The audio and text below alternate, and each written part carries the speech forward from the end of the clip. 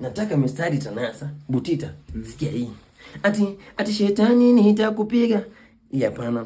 Ati shetani alipatana na Yesu uso kwa uso, akampiga malaria na mangumi, akapata pancha. Shetani nakuja mbele zako hii nakwambia wewe Lucifer, wewe nakuongelesha Lucy. Nimekupata maimai, nimekupiga mangumi shetani. Nimekurusha, ulikuwa unaelekea Kisii shetani, nimekupiga mangumi. Umeanguka maimai hapo ndani kwa mlima. Nimekumaliza, unasumbua tu. Useme maimayu akaanguka kwa hizo shimo, atapanda juu akuja tusumbue tena. Sawa sawa, sikia hii basi. Nimekupata mtoto wa ndei shetani, nimekupiga mangumi, nimekuweka ndani ya masimba. Unadhani tutakuogopa? Unadhani tutaogopa moto? Tazima moto wako na mate yetu. Shetani nimekupiga kabisa.